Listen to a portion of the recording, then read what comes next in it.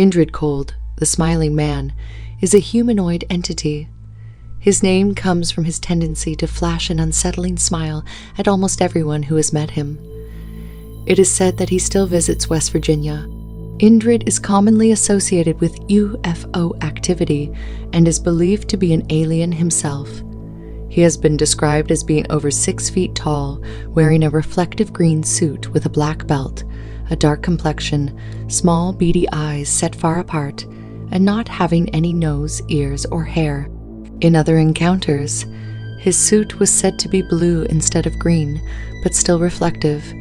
Other than that, he was said to appear normal with slicked hair, a coat with the top 2 buttons undone and having pants lighter than his coat, but made of the same material. He was also said to be tan in complexion, not dark, and looking like a normal human. Indrid Cold was first seen on October 16, 1966, when 2 boys, Martin Munov and Jimmy Yankides in New Jersey, were walking on 4th Street when they saw an unsettling figure propped up against a fence. As they approached, they saw a tall, bald man in a metallic green suit, staring at them grinning. The eccentric man chased the boys until they eventually got away from him. UFO sightings have also been reported around this area. Martin had said of the encounter, "Jimmy nudged me and said, 'Who's that guy standing behind you?' I looked around and there he was. Behind that fence, just standing there. He pivoted around and looked right at us. Then he grinned a big old grin. The boys could only recall the scarier details of the encounter later.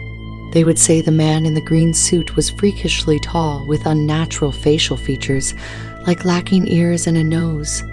Around the same time and point, Pleasant, West Virginia, the Lilly family had been reporting abnormal activity in their home, such as diamond-shaped lights. The daughter, Linda Lilly, was sleeping one night and awoke to see a man standing over her.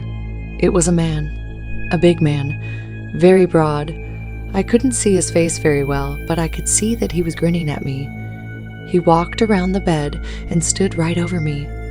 I screamed again and hid under the covers. When I looked again, he was gone. Flatwoods Monster, also known as the Braxton County Monster or the Fairmont Monster, is a cryptid found in the forests of Flatwood, West Virginia. It is said to be of an otherworldly nature. The entity was reported as being about 10 feet tall. It looked to be wearing some sort of metallic suit with a spade-shaped cowl framing its round red head. The creature's sunken-in eyes were said to be glowing green-orange and the size of half-dollar coin. Its body was a metallic armored structure lined with thick vertical pipes with small, seemingly robotic arms. At 7:15 p.m. on September 12, 1952, 3 little boys witnessed something brightly streak across the sky. Whatever it was landed on local farmland.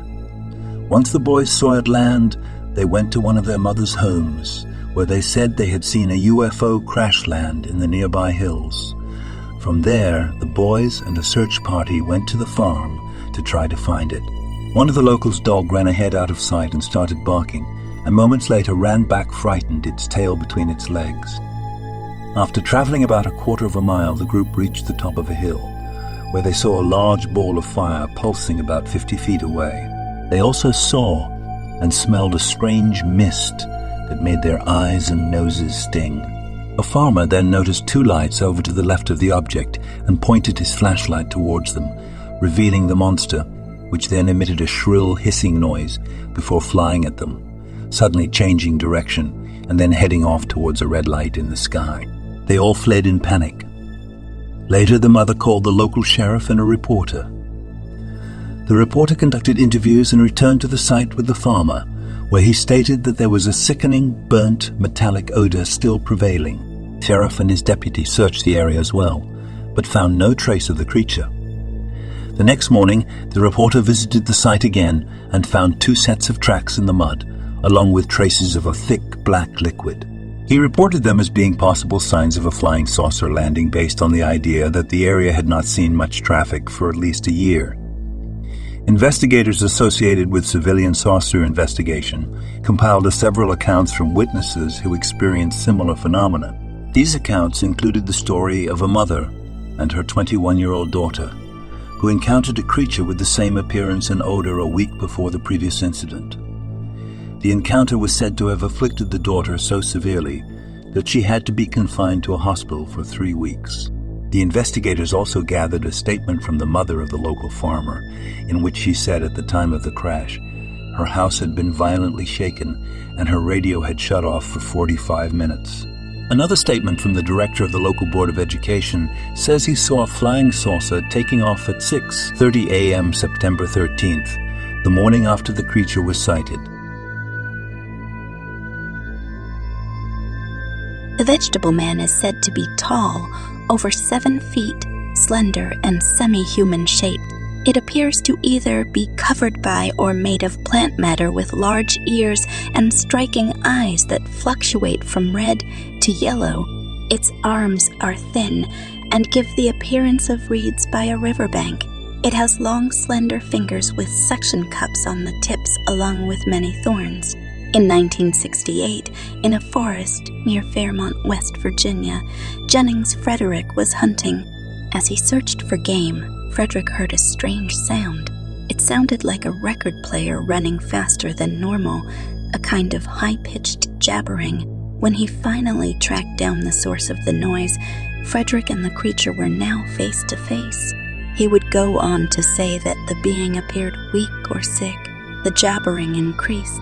Suddenly, he could make out the words, seemingly being transmitted telepathically. "You need not fear me. I wish to communicate. I come as a friend. We know of you all. I come in peace. I wish for medical assistance. I need your help." The creature then lunged at him and wrapped Frederick up in its arms.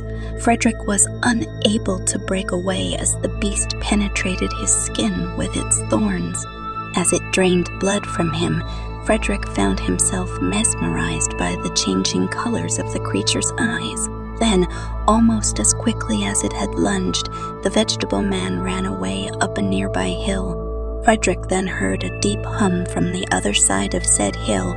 He assumes that it might have been the sound of a ship taking off. To this day, the 1968 encounter is the only sighting of the vegetable man.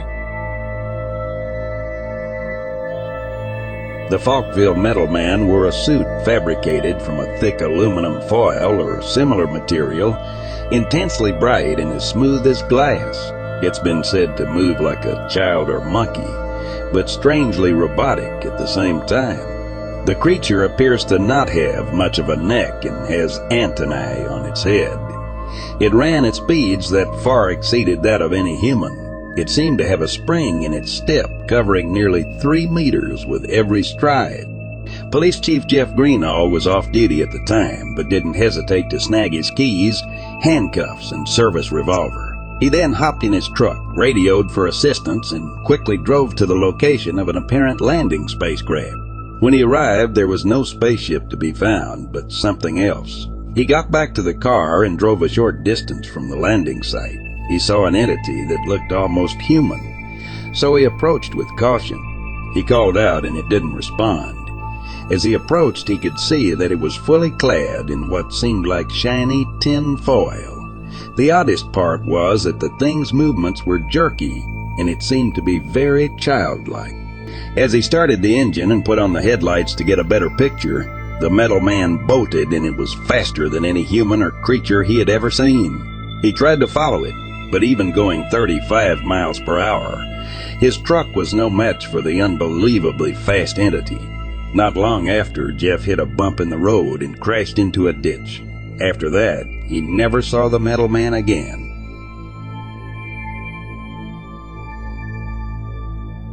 Black stick men are a fairly recent phenomenon. People around the world have been seeing these seemingly two-dimensional pitch-black beings. They seem to maintain the same appearance from every angle. Their heights range from that of a normal human to abnormally tall. Reportedly, they make no sound. They cast no shadow. Witnesses say that the stick men are often charged with some sort of static electricity or similar energy.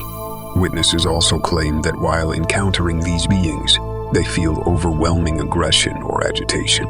It is possible that these beings exert some form of negative energy. They are said to simply appear, and they have been cropping up more and more recently. There has yet to be a recorded case of a black stick man attacking people.